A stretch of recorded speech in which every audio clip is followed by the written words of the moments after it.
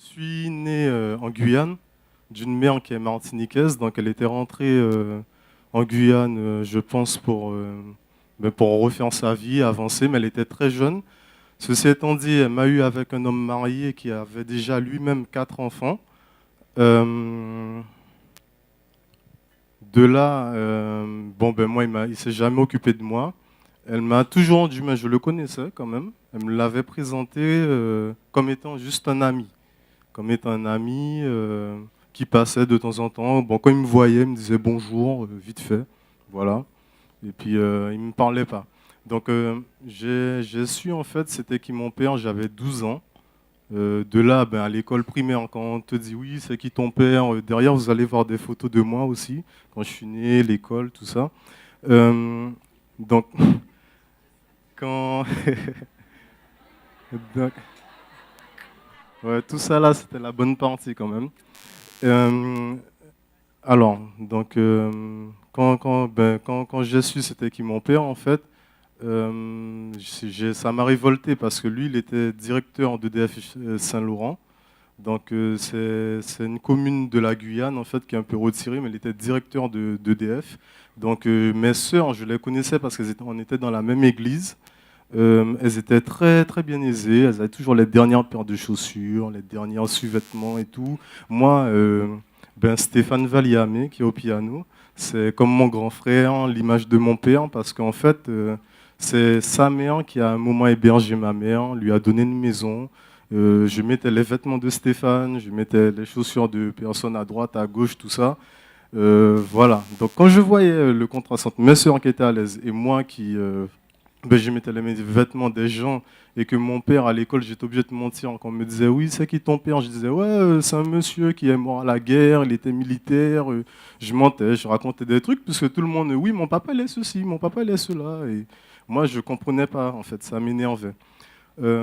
Après, tout ça voilà, ça a fait que je me suis révolté contre l'Église. J'ai dit bon, tout ça là, c'est bon, on arrête. Maintenant, je fais ma vie comme je veux. Donc, je suis parti à fond. C'était les filles, les boîtes de nuit. Je suis coiffeur, donc les filles, ça y allait.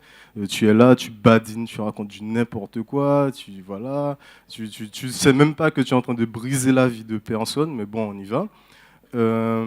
L'alcool, le shit, marijuana, tout ça. En même temps, je vendais à mes clients pendant que je les coiffais, tout ça. Après les clients, tout ça. Euh, Entre chaque client même, j'allais fumer. J'allais fumer un joint. Donc toute la journée, pour ceux qui connaissent un peu, par jour, je consommais à peu près 12 grammes de shit. Tous les jours. Sans compter l'alcool, le matin, je me levais à jeun. Je buvais une pelle forte 75 centilitres avec un sandwich. Donc toute la journée, c'était déchiré, déconnecté, comme on dit. Euh, donc tout a basculé vraiment, puisque ceci étant dit, à la fin, je sais que la main de Dieu quand même a toujours été sur moi. Parce que je me dis que ma mère m'ayant eu dans ces conditions-là, il aurait pu m'avorter ou je ne sais pas quoi. Donc derrière, vous voyez ma tête avant aussi, voilà. Voilà.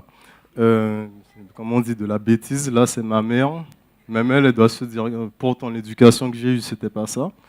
Et, donc tout a basculé en fait au moment où j'étais avec une fille qui notamment a eu un fils pour moi, qui avait déjà avorté une fois pour moi. Et là, quand elle est tombée enceinte de mon fils notamment, je me suis dit, Dieu elle voulait avorter encore. Et là, j'ai senti que si elle faisait ça, quelque chose allait se faire dans ma vie qui allait être irréversible. Je ne sais pas c'est quoi le problème, qu'est-ce qui allait se passer exactement, mais ça allait être très très chaud. C'était dans cette période-là notamment. Donc là, ma tête, je comprenais plus rien, même avec les amis, tout ça, les fréquentations que j'avais. Bon, ben, on est là, on se tire l'un sur l'autre. Si l'autre, il peut te t'amadouer, te doubler, il te double. Il n'y avait rien de vrai, donc ça m'a révolté encore. Et de là, quand elle m'a dit ça, en sachant elle était la deuxième fille qui allait avorter pour moi, en fait. En ayant combiné tout ça là, j'ai dit non, non, non, c'est pas possible. Et en fait, je n'ai jamais voulu faire ce que mon père a fait, qui veut dire avoir des enfants et puis ne pas s'en occuper. Tu sais pas, tu es là, voilà, enfin à gauche, à droite, tu sèmes quoi. Puisque normalement dans le monde il y a une victoire à faire ça, hein. Je sais pas c'est quoi, mais c'est stupide parce qu'après ça crée des enfants qui font des trucs on sait même pas, voilà, c'est incompréhensible, inexplicable, mais voilà, c'est le fruit de tout ça aussi. Donc j'ai jamais voulu reproduire ça, mais ceci étant dit, c'est ce que j'allais faire. En continuant dans cette voie-là, j'allais continuer dans les Dieu, mais c'est exactement ce que j'allais faire. Donc de là, il s'est trouvé que ben, dans la même période, Blacodon, pardon, Valérie Blacodon, ma belle-sœur notamment, que Dieu te bénisse, avait reçu que bon, ben, j'étais dans une situation qui était très compliquée, très délicate. J'avais perdu mon travail. Là, je fumais encore plus, tout ça. Bon, là, c'était un show de coiffure, des bêtises.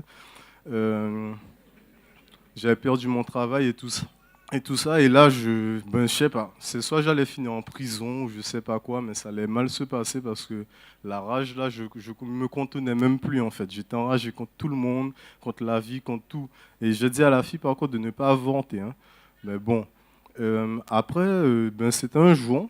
J'étais dans la rue de Toulouse et une grande dame avec des cheveux tout blancs est venue me parler. Elle me dit, tu connais le Seigneur? Mais bon, j'ai grandi dans l'église, donc tout ce qu'elle est versets, machin, tout ça là, tu viens me parler, je te sors des versets, je te montre que bon, ton histoire là, ça m'intéresse pas en fait. Donc je connais. Et la dame, bon, ben, le Seigneur, il sait comment nous parler. Elle me dit, tu connais la Bible? Elle dit, oui, je connais. Déjà, je me suis dit, mais la dame, elle a de la force pour venir me parler, parce que la tête que j'avais là, normalement, tu viens même pas me parler, tu m'abordes même pas. Et elle a eu la foi, elle est venue. Donc de là, elle me dit ça, elle me dit, bon, ben, quand tu rentres chez toi, lis Jean 3,16. Bon, je suis rentré, j'ai continué ma vie, fumer, boire, tout ça. Et le soir, ben, c'est revenu dans ma tête, lis Jean 3,16, car Dieu a tant aimé le monde qu'il a donné son Fils unique, afin que quiconque croit en lui ait la vie éternelle. J'ai dit, ouais, c'est bon, là, j'arrête tout ça là, je repars à Jésus. S'il y a des gens qui font du mal, c'est qu'il y a des gens qui font du bien. Moi, je sais qu'à l'église, il y avait des principes quand même, il y avait un code, il y avait un mode de vie quand même qui te protégeait de certaines choses. Et que dans le monde là, il n'y a rien de bon. Donc j'ai dit que je repars dans la même foulée. Stéphane avait repris contact avec moi. Il m'avait, on avait pris ensemble tout ça. Donc je suis venu sur Paris. La famille, notamment toute la famille, donc son épouse, ma belle-mère, les frères et sœurs et tout sont vraiment mis en intercession par rapport à moi. Et d'où le fait, pourquoi je précise ça, c'est parce que pour beaucoup, il faut beaucoup bénir l'Église et la famille. Parce que c'est des fondements que le Seigneur a mis qui sont inébranlables en fait. Donc, donc voilà. Et du coup, j'ai donné ma vie au Seigneur et là, j'ai vraiment ressenti une paix dans ma vie que j'avais jamais eue, mais dans rien du tout. Ni dans l'alcool, ni dans le shit, ni dans les bêtises. Là, les gars qui te disent, oui, va les filles, machin, c'est encore plus de problèmes. T'es là, t'es bien, t'as pas de problème. Tu vas en chercher plus en faisant ça. Donc voilà. Euh, et du coup, j'ai connu le CNC. Et dans ma vie, intérieurement, j'ai toujours eu des grandes visions, des grands projets, que tu ne peux pas être sur Terre, tu es là, tu vis, tu meurs, et puis après, c'est tout. Je me suis toujours dit que non, tu dois quand même laisser quelque chose pour les générations à venir. Tu dois faire quelque chose qui va aider les autres, qui va faire que bon, ben, ceux qu'on dénigrait ou ceux qui n'avaient pas d'espoir dans la vie puissent avoir de l'espoir. Tu dois laisser quelque chose, en fait. Tu ne peux pas passer comme ça sur Terre. Je suis sûr que Dieu ne nous a pas créés. Nous tous qui sommes là, ici présents, je regarde partout. Nous tous qui sommes là, Dieu ne nous a pas créés pour faire juste un passage sur Terre. Quel que soit, même si je ne sais pas moi, quel que soit ce que tu dois faire, tu as quelque chose à faire. Mais le diable, il va toujours te dérouter, il va te faire encore autre chose. Il va te dire, mais non, toi, tu n'es rien. Et puis bon, il va utiliser des gens. Jusqu'à ma mère qui m'a dit certaines choses et tout, que bon, si tu dis ça à ton fils, il va se suicider.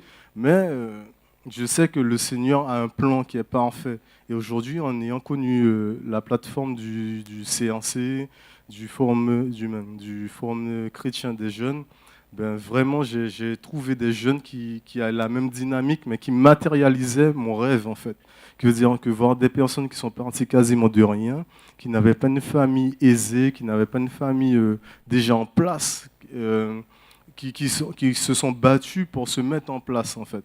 Qui veut dire réussite professionnelle, réussite familiale, l'abondance. Et ça, en fait, ça m'a montré que non, c'était pas un rêve, c'était pas une blague. C'est la vérité que tu peux y arriver, en fait.